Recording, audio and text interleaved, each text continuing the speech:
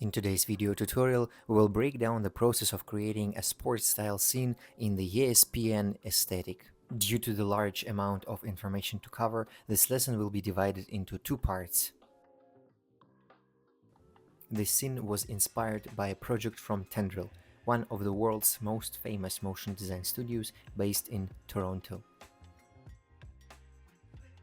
I highly recommend checking on their works and using their project as high-quality references for motion design and commercial works.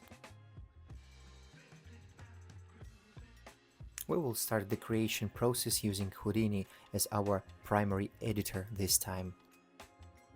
I won't dive on every single detail on working with Houdini, assuming you are already familiar with the basic terms and techniques. Let's create a standard geometry node and dive inside to build our scene's geometry. I already have prepared some vectors, specifically Illustrator files of the ESPN logo, which I will use as objects for extrusion. Besides the logo itself, I drew straight lines in Illustrator to serve as the center lines of the letters. They can be used later in Houdini for clipping our animation. Let's add a transform node to center the logo in the composition and rotate it 90 degrees. Then add poly extrude node to give the logo some depth.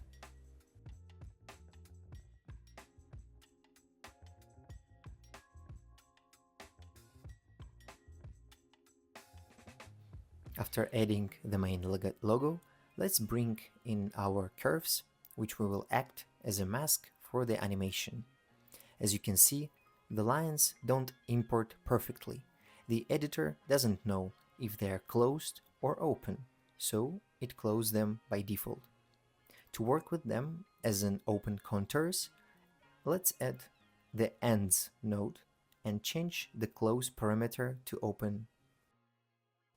After that, we may center these curves and align them with the logo so the lines run approximately through the middle of our letters.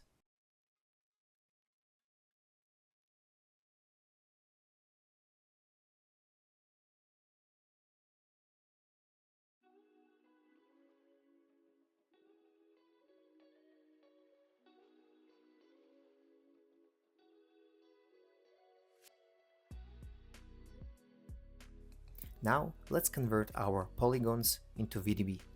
VDB in Houdini works similarly to volumes in Cinema 4D, but with much more flexibility, precision, and smoother results when working with voxels. Houdini supports voxel sizes that Cinema 4D simply can't handle due to the precision limits.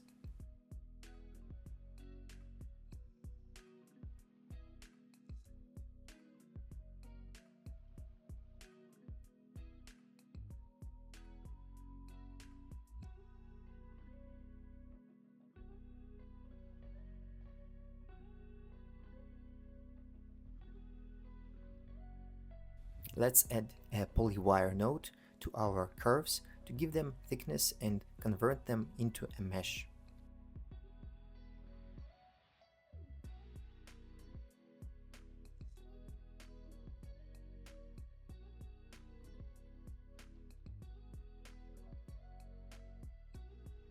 Don't worry if the shape looks broken.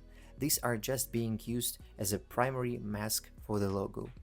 The goal is to ensure this geometry completely cover the ESPN logo we created earlier.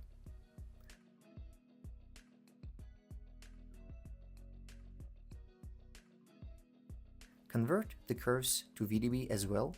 It's crucial that the curve VDB fully overlaps the logo VDB since it serves as our mask. Use a VDB reshape node to inflate the point cloud and increase the offset.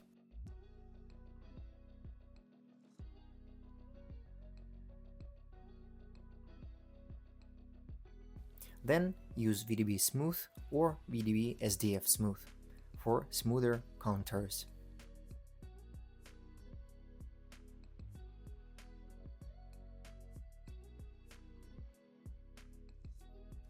And finally, let's add a VDB combine node with the SDF intersect mode to mask the geometry.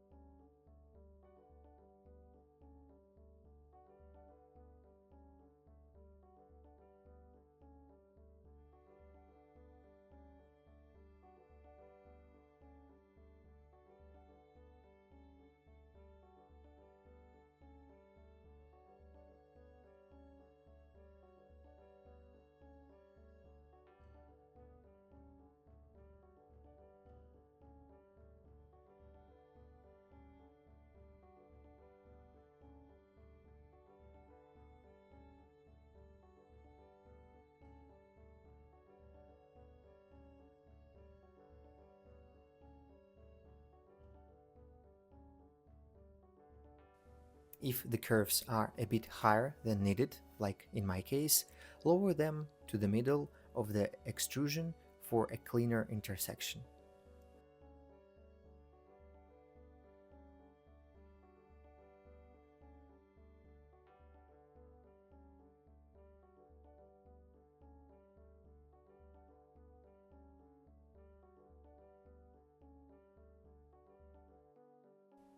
Now we can animate the lines using a carve node, which is essentially the equivalent of trim pass in After Effects.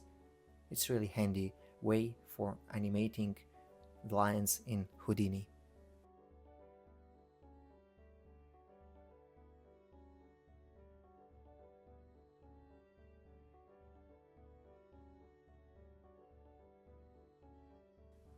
Set your FPS, then use Alt-click to set keyframes.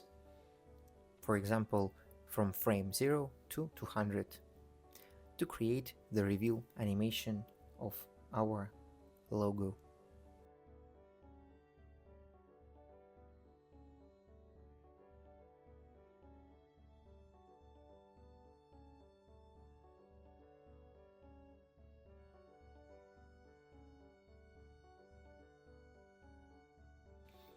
After we have created the volume, we may switch to creating our lines that you have seen in the main reference.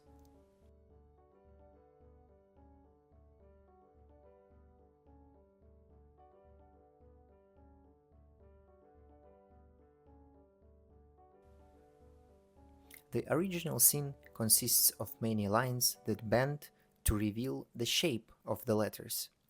We will use two lines. Line 1 is to define the number of points.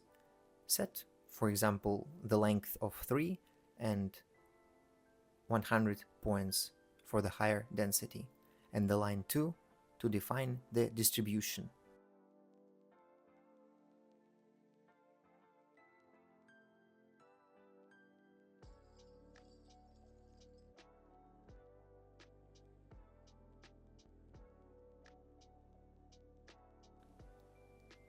Use a copy to points node and then a transform node to center this array of lines.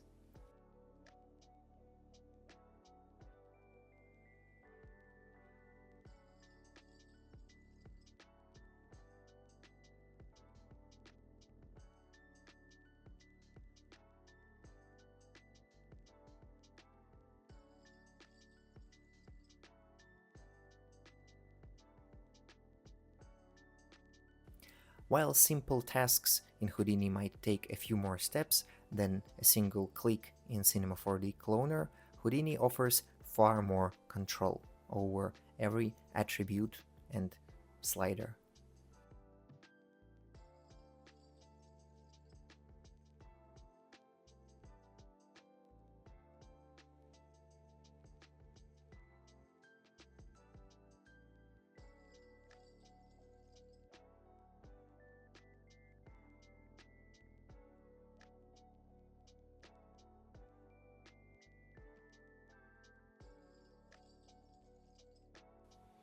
The code isn't too complex, and I will include it in the description, but please follow along just to understand what is happening.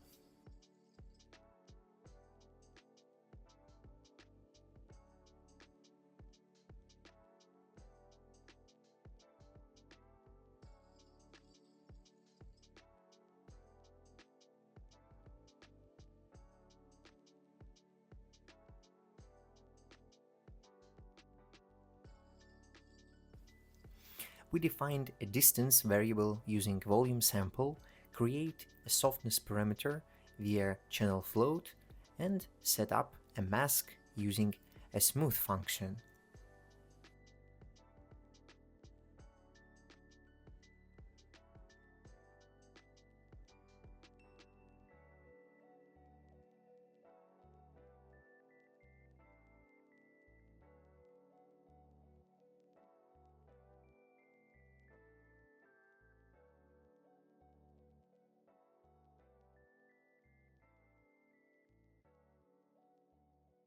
After that, we updating the point position py by multiplying the displacement by the mask.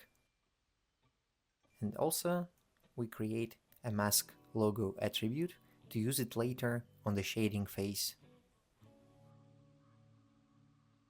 Don't forget to add the sliders and maybe adjust your node interface using Houdini interface function or settings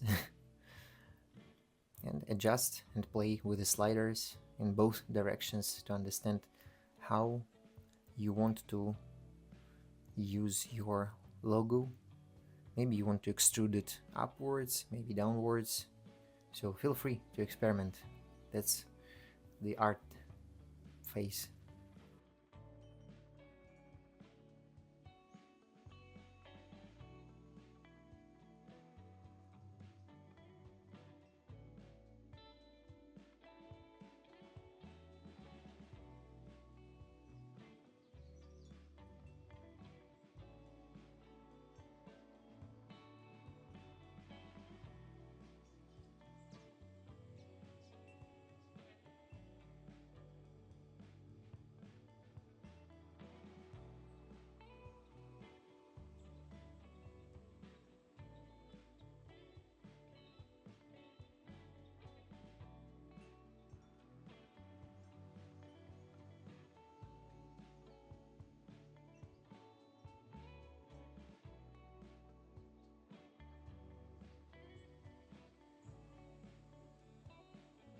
Now let's proceed and add polyframe node to set the tangent parameter, naming the tangent normal.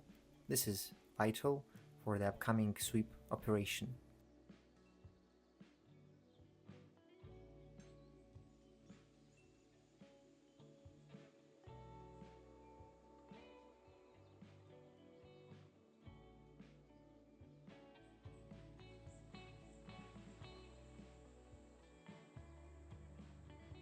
Next, create another attribute wrangle to set up the up vector. Note, in the footage I initially used a normal vector by mistake, but it's better to use the up vector for the correct extrusion in the sweep.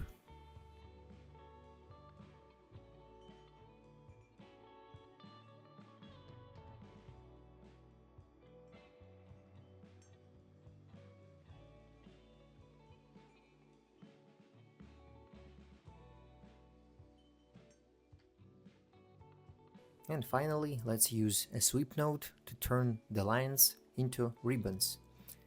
Don't forget to use a checkbox with reverse cross-section. It may be helpful depending on the orientation and the tangent vector, so just to align everything correctly. And then put poly extrude node to turn those ribbons into the columns and the actual geometry that will be deformed, and it's already look close to the reference.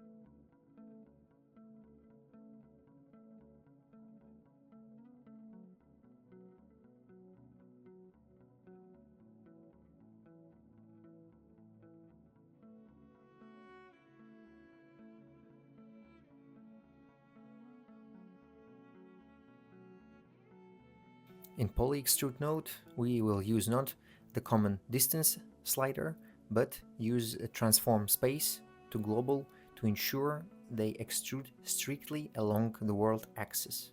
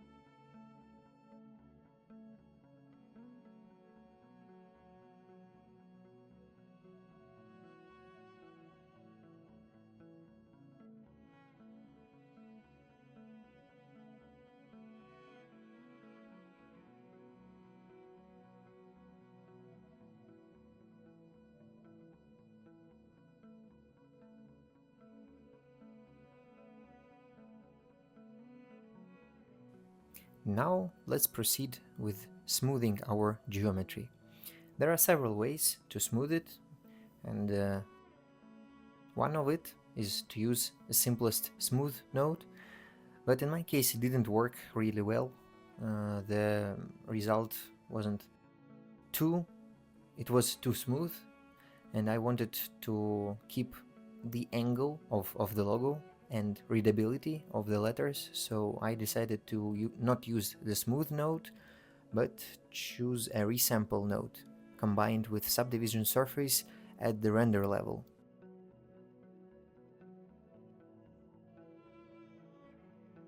It's providing the best result, much better than a standard smooth node.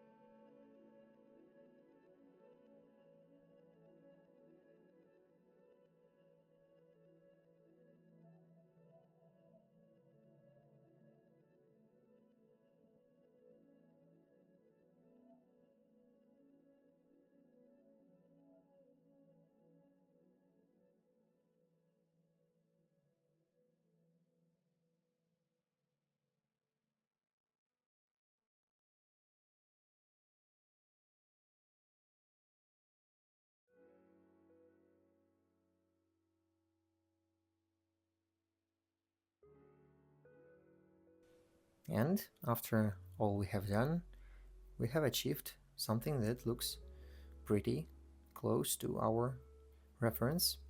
So we may try to work with the composition already, set up the camera, the angle, and switch to the material phase.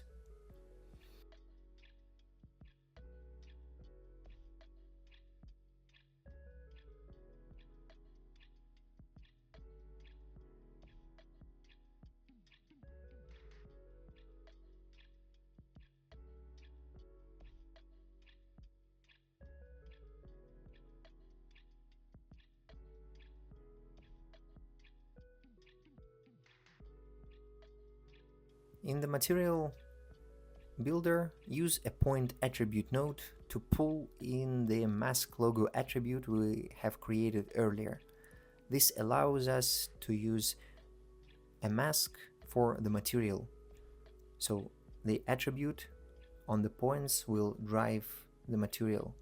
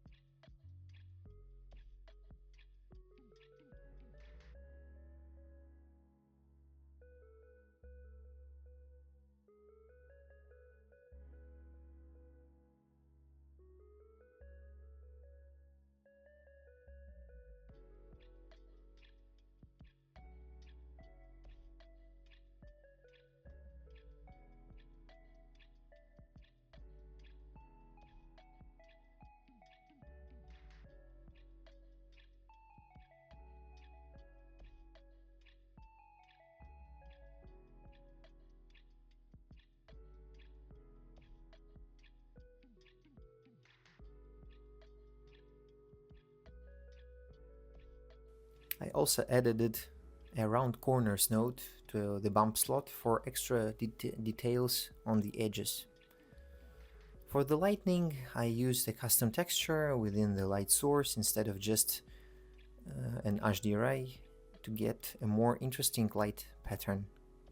So for me, it's already look nice, but feel free to experiment, and the lighting is one of the most difficult and challenging part of any composition. So keep in mind that it may take a long time to figure out the good light setup in your scene. It may depend from camera angle or from geometry itself or the logo. So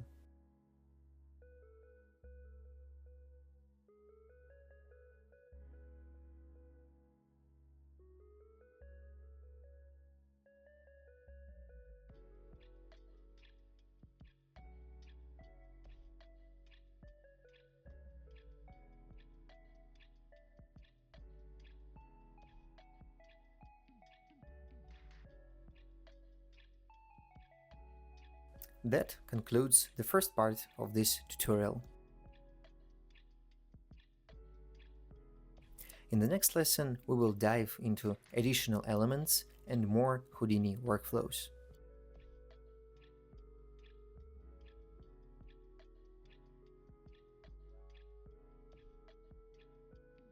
I hope you found this helpful and useful. It was very exciting for me to build this setup. Please leave a like, comment, and let me know if you want more Houdini content, or if I should stick with Cinema 4D. And see you in the next video.